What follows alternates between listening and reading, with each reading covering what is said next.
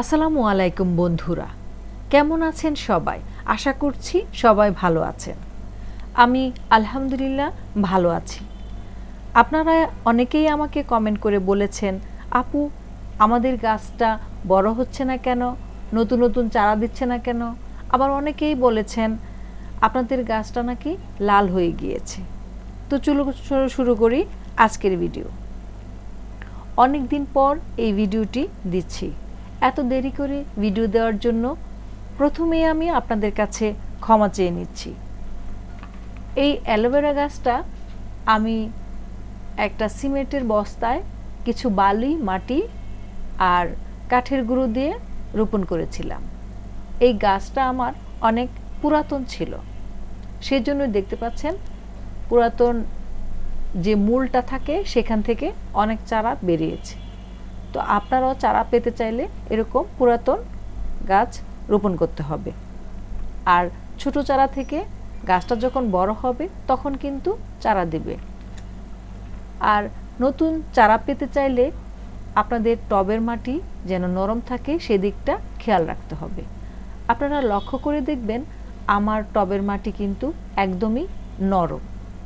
মাটি যদি পানি দেওয়ার পর শক্ত হয়ে যায় তাহলে বুঝতে হবে মাটিতে খাবারের অভাব পড়েছে, এবং মাটি শক্ত হয়ে গেলে ঘন ঘন পানি দিতে হবে, তাহলে মাটিটা শক্ত হবে না। আর মাটি শক্ত হয়ে যাওয়ার পর যদি পানি না দেওয়া হয় তাহলে খাবারের অভাবে মাটি যেমন শক্ত হয়ে যাবে তেমনি গাছটিও লাল হয়ে যাবে। যারা কমেন্ট করেছিলেন আপনাদের গাছ লাল হয়ে গিয়েছে, নিশ্চয়ই উত্তরটা পেয়েছেন। এই ছোট টবে এখন এই চারাগুলো আমি রোপণ করব। চারা রোপণের আগে নিচের পাতাগুলো ভেঙে ফেলে দিতে হবে। আর সঠিক নিয়মটা হলো, আপনি যদি পুরাতন শিকড় সহ গাছ রোপণ করেন তাহলে গাছটা কিন্তু শিকড় সহ মজবুত হতে একটু সময় লাগে। সেজন্য সঠিক নিয়ম হলো আপনি চারা রোপণের আগে নিচের পুরাতন যে শিকড়গুলো আছে সেগুলো কেটে ছোট করে তারপর রোপণ করতে হবে। আমার এই টবের মাটিটা একদম ঝুরঝুরে। আমি এখানে মাটিতে কিছু বালি, অ্যালোভেরা গাছ রোপণের আগে মাটি তৈরির সময় খেয়াল রাখতে হবে যেন বালির পরিমাণটা একটু বেশি থাকে। দেখতে পাচ্ছেন আমার টবের মাটি কতটা ঝুরঝুরে। বালির পরিমাণ একটু বেশি থাকলে মাটিটা ঝুরঝুরে থাকে। এভাবে নিচের পুরাতন শিকড়গুলো কেটে তারপর রোপণ করবে। চারা রোপণের পর টবের মাটি যদি শুকনো থাকে তাহলে পানি দিতে হবে, আর টবের মাটি যদি ভেজা ভেজা থাকে তাহলে পানি দেওয়ার প্রয়োজন নেই। আর চারা রোপণের পর টবটা কিন্তু ছায়াযুক্ত জায়গায় রাখতে হবে। আর টবে যদি ছোট চারা লাগানো হয় তাহলে কিন্তু অনেক দিন ছায়াতেই রাখতে হয়। আর হালকা রোদ পড়ে এমন ছায়াযুক্ত জায়গায় রাখতে হবে। টবের মাটি যদি শক্ত হয়ে যায় তাহলে ঘন ঘন পানি দিতে হবে। খেয়াল রাখতে হবে টবের মাটি শক্ত হয়ে যাচ্ছে মানে মাটিতে খাবারের অভাব পড়েছে।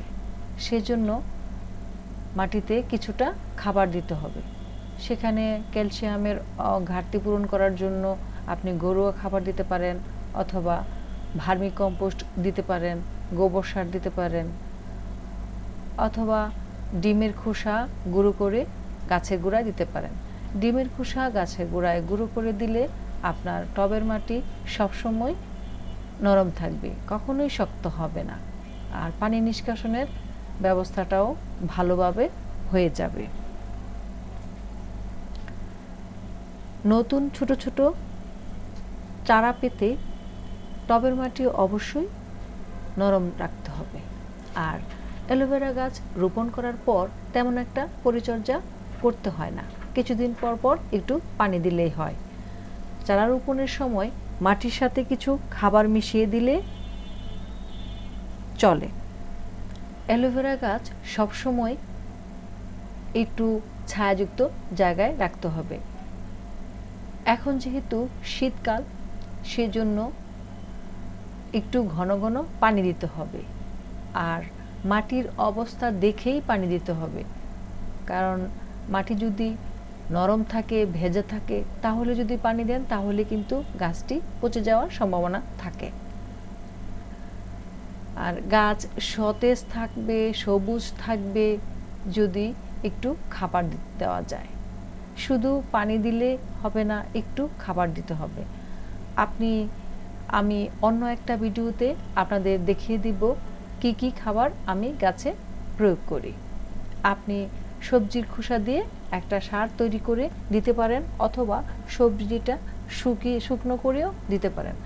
আমি কিছুদিন আগে গাছের গোড়ায় কলার খোসা দিয়েছিলাম, যে পটাশিয়ামের ঘাটতি পূরণ করে, সেজন্য কলার খোসা দিয়েছিলাম। আপনারা বিভিন্ন সবজির খোসা শুকিয়ে তারপর গাছে দিতে পারেন। এটার জন্য আমি একটা ভিডিও তৈরি করব। আপনারা যদি চান আমি এই ভিডিওটা তৈরি করি, তাহলে অবশ্যই আমাকে কমেন্ট করে জানাবেন। আমি সবজির খোসা দিয়ে যেভাবে আমি সার তৈরি করি, ঘরোয়াভাবে জৈব সার তৈরি করি, সেই ভিডিওটি অবশ্যই আমি আবার আপনাদের জন্য নিয়ে আসব। তো এই পর্যন্তই। ভালো থাকবেন, সুস্থ থাকবেন, এবং আপনারা যদি আমার চ্যানেলে নতুন হয়ে থাকেন তাহলে চ্যানেলটিকে অবশ্যই সাবস্ক্রাইব করে রাখবেন। আল্লাহ হাফেজ।